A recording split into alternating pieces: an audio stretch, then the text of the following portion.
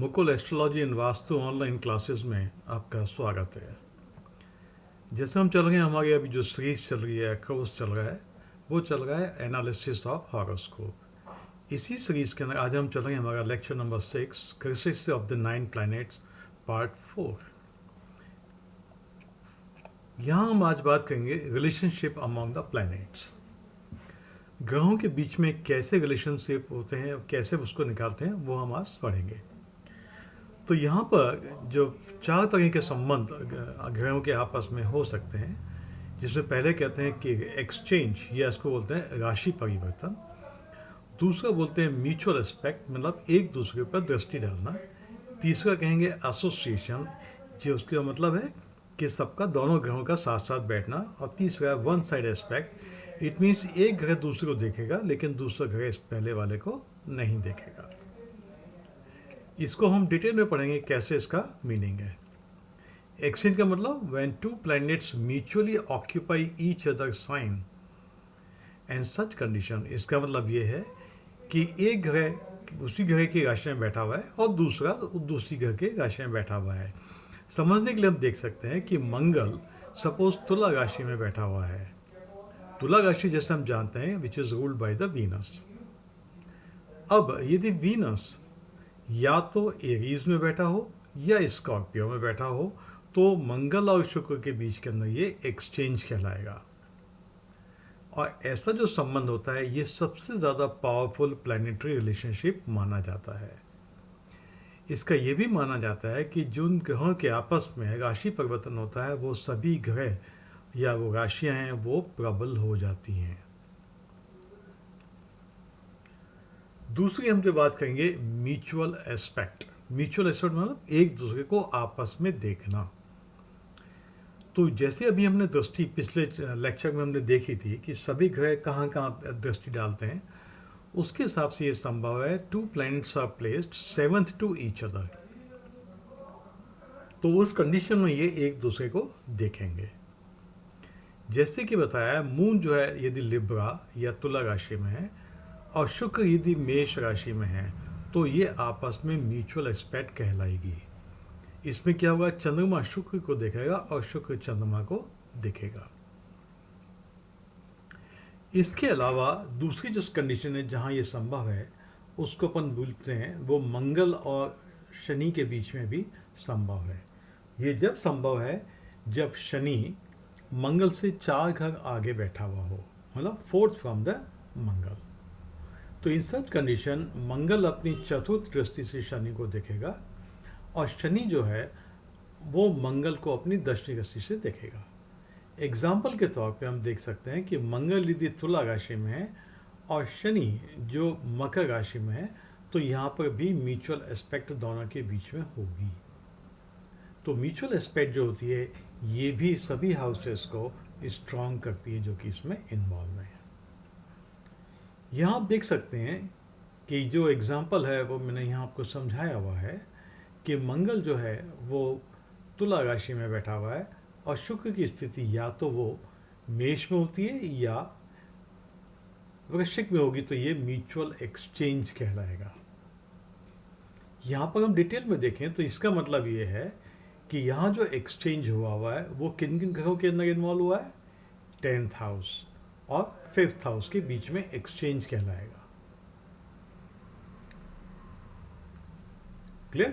तो involve house कौन कौन से हुए, 5th house, 10th house, 4th house and 11th houses.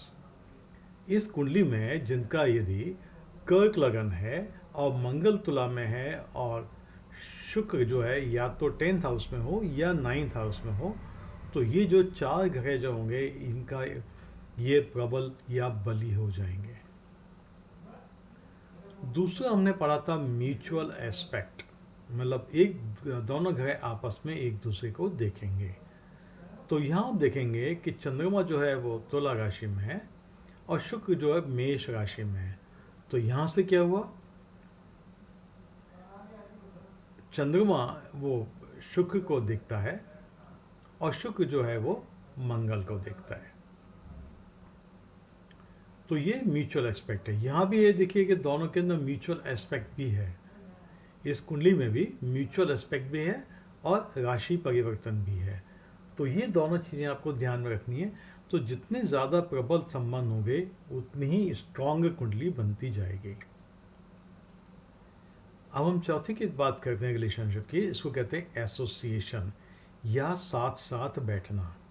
When the two or more planets occupy the same sign, they are said to be in association. जैसे Jupiter और moon ये cancer में एक साथ बैठे हों।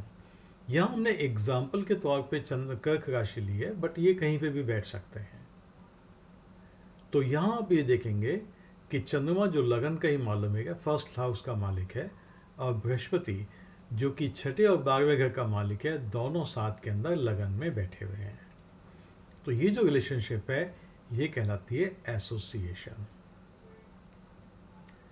अंतिम जो है वो कहलाती है वन साइड एस्पेक्ट। इसका मतलब ये है कि एक प्लैनेट तो दूसरे को देख सकता है लेकिन दूसरा पहले वाले को नहीं देख सकता।